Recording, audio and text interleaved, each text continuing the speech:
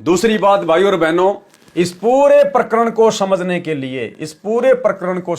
लिए एक बहुत ही विशेष आपको मैं उदाहरण दूंगा गुरुदेव के आशीर्वाद से।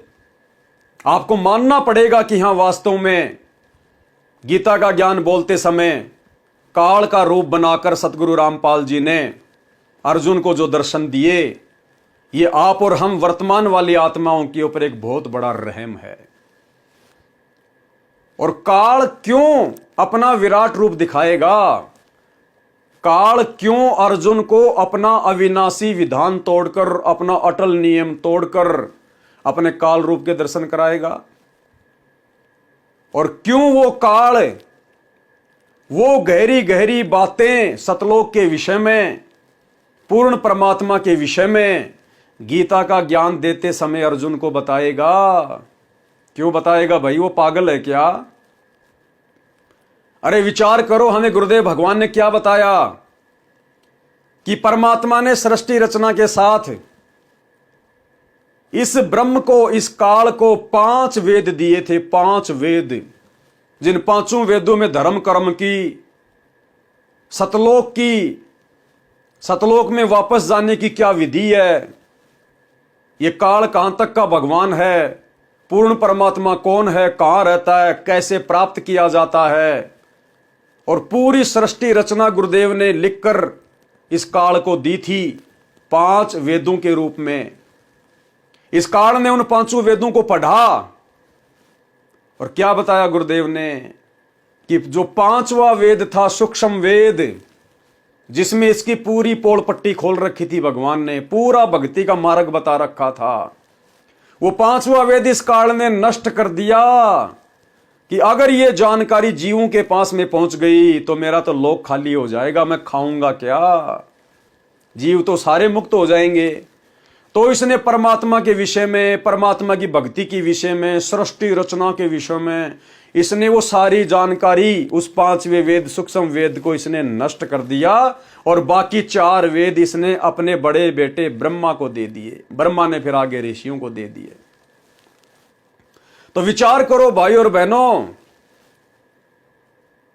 जिस काल ने परमात्मा प्राप्ति की जानकारी, सृष्टि रचना की जानकारी जानबूझ के नष्ट की कि कहीं जीवों के हाथ न लग जाए, फिर वही काल गीता का ज्ञान देते समय अर्जुन को वही 5वें वेद की सारी जानकारी क्यों बताएगा? जिस काल रूप में दर्शन देने के लिए अपनी पत्नी दुर्गा को मना कर दिया, अपने 3 पुत्रों को दर्शन नहीं दिए, और काल की साधना करने वाले बड़े बड़े चुनक ऋषि जैसे, दुर्वासा जैसे, वशिष्ठ जैसे ऋषियों को उसने दर्शन नहीं दिए, फिर भला वो गीता अध्याय 11 श्लोक नंबर 32 में अर्जुन को इतनी आसानी से कैसे अपनी जानकारी देगा? जिस जानकारी को उसने नष्ट कर दिया था, सूक्ष्म वेद में लिखी जानकारी को नष्ट कर दिया, भला वही सारी जानकारी फिर गीता जी का ज्ञान देते समय वो काल इतनी आसानी से कैसे बताएगा कि अर्जुन मैं काल हूं, सबको खाने आया हूं, अभी अभी प्रकट हुआ हूं? वो क्यों कहेगा कि मेरी प्राप्ति का एक ओम मंत्र है? वो क्यों कहेगा कि मैं तो ब्रह्मलोक में रहता हूं, और जो मेरी भक्ति करेगा, जो मेरी साधना करेगा, वो मेरे ब्रह्मलोक में जाने के बाद फिर वापस 84 लाख योनियों में आएगा? कौन कहेगा और क्यों कहेगा वो काल? अरे क्या कभी चोर कभी अपने आप को चोर कहेगा? चोर यदि कहीं चोरी करने जा रहा है तो वो क्या ये कहेगा कि मैं चोर हूं, मैं चोरी करने आया हूं और मैं चोरी करके लेके जाऊंगा? कभी नहीं कहेगा। जिस सूक्ष्म वेद को उसने नष्ट कर दिया कि यहां किसी भी प्राणी को परमात्मा के विषय में, सतलोक के विषय में, सृष्टि रचना के विषय में जरा भी जानकारी ना हो जाए, फिर वही काल गीता अध्याय 18 श्लोक 62 में इतनी आसानी से अर्जुन को क्यों बताएगा कि अर्जुन अगर तुझे सनातन परम धाम की प्राप्ति करनी है, जहां जाने के बाद प्राणी फिर जन्म मृत्यु में नहीं आता, तो तू किसी तत्वदर्शी संत की खोज कर ले। अरे जिसने परमात्मा के मार्ग को नष्ट कर दिया था, पांचवा वेद जिसने नष्ट कर दिया था कि किसी को परमात्मा की जानकारी ना हो जाए, फिर वही काल भला इतनी आसानी से अर्जुन को गीता का ज्ञान देते समय अध्याय 18 श्लोक 62 में क्यों कहेगा? वो तो सतलोक का रास्ता बता रहा सीधा सीधा, अपनी भी साधना को घटिया बता रहा है। गीता अध्याय 7 श्लोक नंबर 18 में कि मेरी साधना भी अनुत्तम है, घटिया है, जन्म मरण में रखने वाली है। अरे उसका तो काम है जन्म मरण में रखने का, वो तो खुद ही भगवान बन के बैठा है, फिर भला वो अपनी भक्ति को घटिया क्यों बताएगा? क्यों अर्जुन को जन्म मरण से बाहर निकलने का रास्ता बताएगा? और क्यों कहेगा कि अगर तुझे सतलोक जाना है, परम धाम में जाना है, तो किसी तत्वदर्शी संत की खोज कर ले। अरे यहां तो इसने दुर्गा को भी इतना टाइट कर रखा कि मेरे किस ब्रह्मांड से अगर कोई जीव निकल गया तो मेरे से बुरा कोई नहीं है। और दुर्गा को इसने कंठ कमल में बैठा रखा है। कंठ कमल में बसे अविद्या, अविद्या यानी दुर्गा। इस काल ने दुर्गा को कंठ कमल में बैठा रखा है। कंठ कमल में बसे अविद्या, ज्ञान ध्यान बुद्धि नाश ही।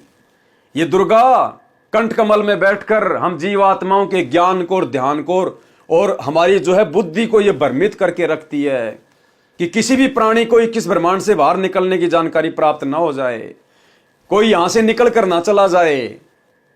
अरे जिस काल ने दुर्गा को जीवों को भ्रमित करने के लिए कंठ कमल में बैठा रखा है, वो काल इतनी आसानी से गीता जी में सारी बातें बता देगा अपने कालजाल से मुक्त होने वाली। अध्याय 4 श्लोक 34 में किसी तत्वदर्शी संत की खोज कर ले। अर्जुन को सतलोक जाने का मार्ग बता रहा है, जन्म मरण से छूटने का, कि अर्जुन तू किसी तत्वदर्शी संत की शरण में जा, भली भांति उसको दंडोत प्रणाम कर, सरलता पूर्वक व्यवहार कर, फिर वो तत्वदर्शी संत, वो ज्ञानी महात्मा तुझे तत्व ज्ञान का उपदेश करेंगे। गीता अध्याय 15 श्लोक नंबर 104 में संसार रूपी उल्टा लटका हुआ वृक्ष, उस कबीर भगवान की पूजा करनी चाहिए, जड़ तो वो परमात्मा है। ये सारी जानकारी क्यों देगा वो काल? अगर उसने ये सब जानकारियां देनी होती तो 5वें वेद सूक्ष्म वेद को फिर उसने क्यों नष्ट किया? उसमें सारी जानकारी ना थी, काल को दोबारा से इतनी मेहनत ही ना करनी पड़ती गीता का ज्ञान देते समय। तो भाई और बहनों, ये समस्त जानकारियां सतगुरु रामपाल जी भगवान ने, इस कबीर परमात्मा ने महाभारत के युद्ध में काल के साथ आंख मिचोली खेलते हुए दी है। वो अर्जुन को काल रूप उस काल ने नहीं दिखाया, वो काल रूप सतगुरु रामपाल जी भगवान ने दिखाया, ताकि आज हम विश्वास कर सकें। अन्यथा उसका तो अविनाशी नियम है कि किसी भी विधि से मैं अपना काल रूप नहीं दिखाऊंगा। अब आपके मन में फिर एक शंका आएगी कि महाभारत के युद्ध में तो काल भी अपना पूरा प्रयास कर रहा था अर्जुन के माध्यम से, और आप कह रहे हो कि कबीर परमात्मा सतगुरु रामपाल जी भी अपना पूरा प्रयास खेल रहे थे। फिर दोनों शक्तियां एक समय में कैसे अपना काम कर रही थी? क्या काल को नहीं पता चला? नहीं पता चला भाई और बहनों। समर्थ उसी को कहते हैं, समर्थ उसी को कहते हैं जिस प्रकार इसी काल के 21 ब्रह्मांड में परमात्मा ने मिनी सतलोक बना रखा है। इस काल को नहीं पता। ये प्रहलादपुरी, ये ध्रुवपुरी परमात्मा ने अपनी तरफ से उन आत्माओं को दी हुई है, काल को नहीं पता इनका। और ठीक इसी प्रकार काल नहीं जान पाया जिस प्रकार राम रावण युद्ध हो रहा था। रामचंद्र धनुष लेकर रावण की नाभि में तीर मार रहा था, नहीं मर रहा था, अंत में भगवान से पुकार की और प्रयास भी कर रहा था। उसी समय परमात्मा कबीर जी, यही सतगुरु रामपाल जी प्रकट हुए सूक्ष्म रूप में, और वो धनुष और तीर तो रामचंद्र जी के हाथ में दिखाई दे रहा है। वो तो अपनी वैसी कोशिश कर रहा है, लेकिन निशाना किसने मारा? कबीर परमात्मा ने, सतगुरु रामपाल जी ने। तो इसी प्रकार काल को लग रहा था कि सब कुछ मैं ही कर रहा हूं, लेकिन उसी प्रकार जिस प्रकार राम रावण युद्ध में राम को लग रहा था कि मैंने मार दिया, मैंने मार दिया रावण को, नहीं, अगर राम ने ही रावण को मारना होता या रावण राम से मरता तो भाई 6 महीने तक रावण की नाभि में राम तीर मार रहा था। विभीषण ने बता दिया था इसकी नाभि में अमृत कुंड है, जब तक वो नहीं सुखाओगे तीर मार के ये नहीं मरेगा। 6 महीने हो गए थे रामचंद्र जी को निशाना लगाते हुए, नहीं लगा। अगर रामचंद्र जी ने ही रावण मारा होता तो 6 महीने में मार देता। तो ठीक इसी प्रकार भाइयों और बहनों, अगर ये काल ने ही गीता का ज्ञान देना होता, सतलोक की जानकारी देनी होती, तत्वदर्शी संत की जानकारी देनी होती, तो 5वें वेद सूक्ष्म वेद को वो नष्ट ही ना करता। तो इसी प्रकार परमात्मा महाभारत के युद्ध में आंख मिचोली खेल रहे थे। जैसे राम रावण युद्ध के समय उस राम को नहीं पता चला कि किसने मेरा रूप बना के और रावण के नाभि में तीर मार दिया। तो इस प्रकार सतगुरु रामपाल जी परमेश्वर जी ने आप और हम आत्माओं के ऊपर एक बहुत बड़ी मेहर बख्शी है दाता ने, अन्यथा हमें कभी भी ये विश्वास नहीं हो पाता भाई और बहनों।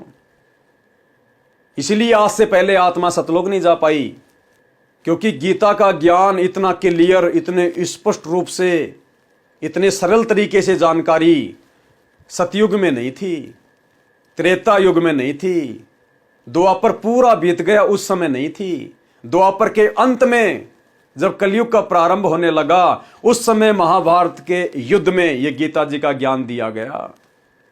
और इस ज्ञान को समझे बिना, इस ज्ञान को पढ़े बिना और इतने सारे ये प्रमाण देखे बिना आत्मा कभी भी संतुष्ट नहीं हो सकती, काल के जाल से मुक्त नहीं हो सकती।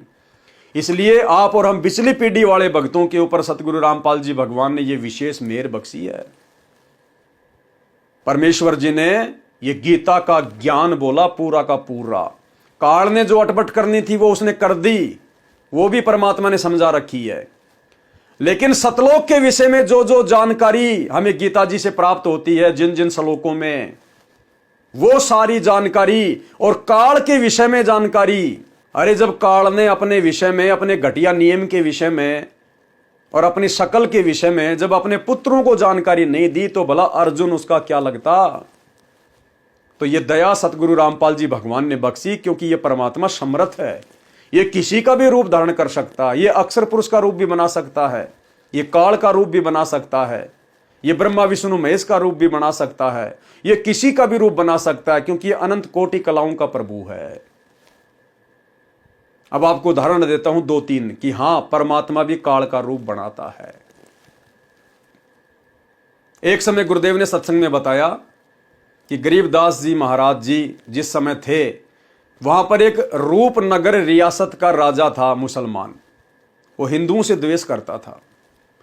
उसने हिंदुओं के ऊपर एक्स्ट्रा टैक्स लगा दिया। जब गरीबदास जी के पास में टैक्स लेने आए तो गरीबदास जी ने कहा कि भाई इतना ज्यादा टैक्स कैसे दिया जाएगा, और ये टैक्स यदि पूरी जनता पे लागू किया तो हम भी देंगे भाई, राजा के नियम को फॉलो करेंगे, और यदि हमें हिंदुओं के ऊपर स्पेशल टैक्स लगाया है तो हम नहीं देंगे। तो सैनिकों ने कहा कि केवल हिंदुओं के ऊपर लगाया है। तो गरीबदास जी ने मना कर दिया कि कह दो अपने राजा से कि हम टैक्स नहीं देंगे।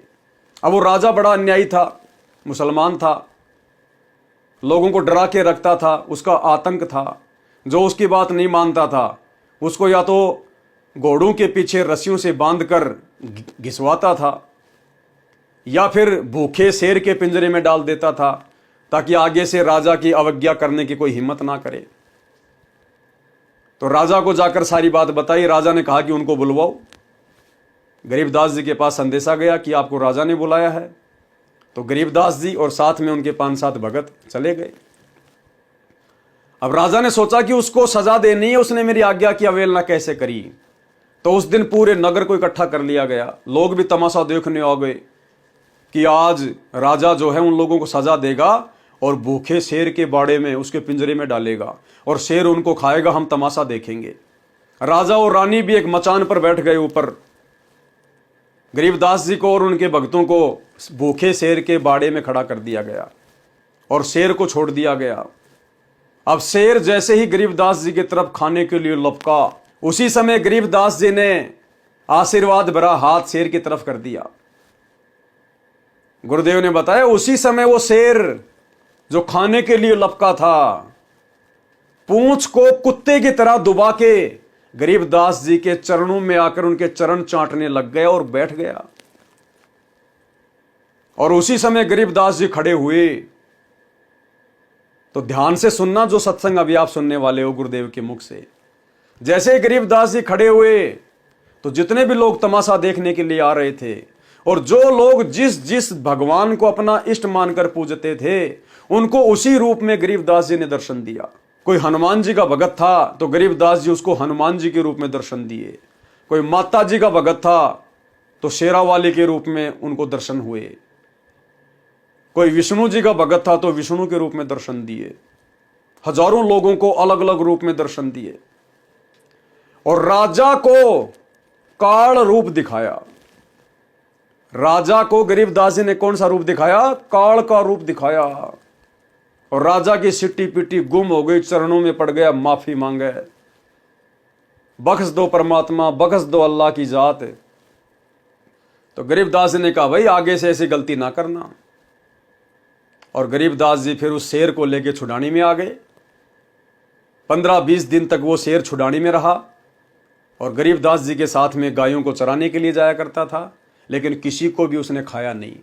और 20-25 दिन के बाद परमात्मा ने बताया कि गरीबदास जी ने शेर को छोड़ दिया। वो गांव के बाहर जंगल में चला गया और वहां पे उसने शरीर छोड़ दिया। तो अब आप ये सत्संग सुनिए 2-3 मिनट का। जब गरीबदास जी खड़े हुए तो अन्य सभी लोगों को उनके इष्ट रूप में दर्शन दिए और उस मुसलमान राजा को काल के रूप में दर्शन दिए। किसके रूप में? काल के रूप में। कौन थे गरीबदास जी? खुद कबीर भगवान थे, सतगुरु रामपाल जी थे। तो बस इस पॉइंट को ध्यान रखना कि गरीबदास जी ने उस मुसलमान राजा को, उस नवाब को काल के रूप में दर्शन दिए। यानी परमात्मा काल का रूप भी बना सकता है, किसी को संदेह ना हो। जिस प्रकार महाभारत के युद्ध में अर्जुन को काल के रूप में दर्शन दिए। सुनिए सत्संग। एक समय की बात है, गरीबदास जी महाराज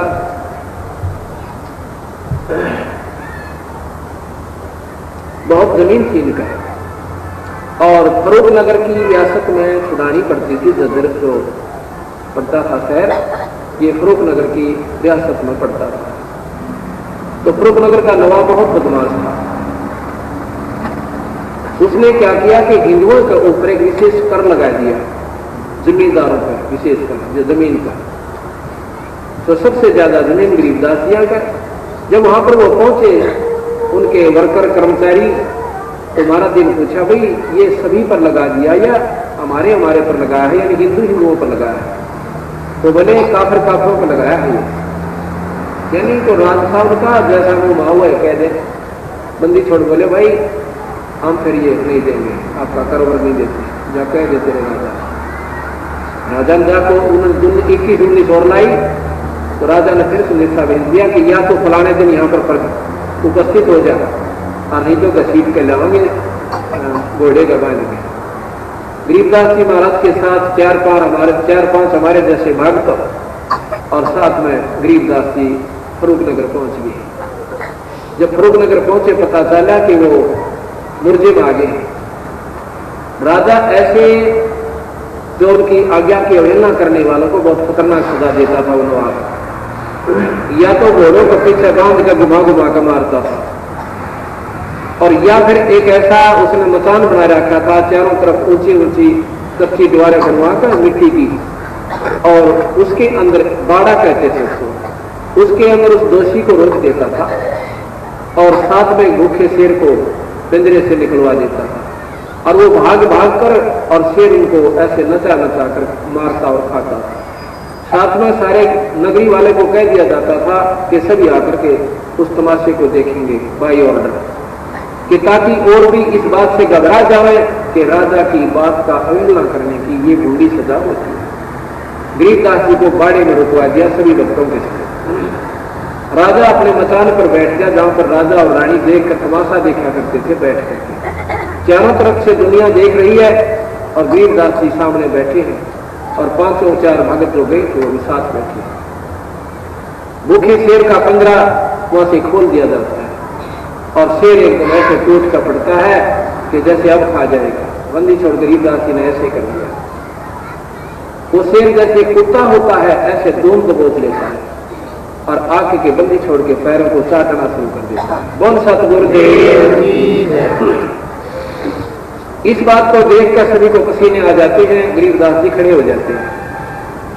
अब खड़े हुए तो ऐसे नजर आए जो भी जिस इष्ट के रूप में देख रहा था उन्हीं के रूप में दर्शन दे रहे हैं और नवाब को कार दिखाई दे रहे। नवाब ने वहीं से हाथ जोड़ दिया, महाराज जी मुझे बख्श दो, और नवाब को कार दिखाई दे रही। नवाब ने वहीं से हाथ जोड़ दिया, महाराज जी मुझे बख्श दो, और नवाब को कार दिखाई दे रही। नवाब ने वहीं से हाथ जोड़ दिया, महाराज जी मुझे बख्श दो। बंदी छोड़ बोले नीचे आ गया। नीचे आ गया, दंडों प्रणाम करे, खाड़ी कर लिए, पैर पकड़ के छोटे को कहने लगा तो अल्लाह की जात हो, तुम खुदा हो, मुझे रब बख्श दो मालिक, मेरे से गलती होगी।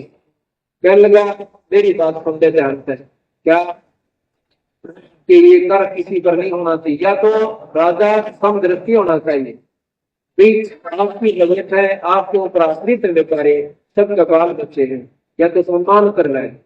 और नहीं तो भाई इतना खतरनाक कर इस समय में कोई भी फूक है।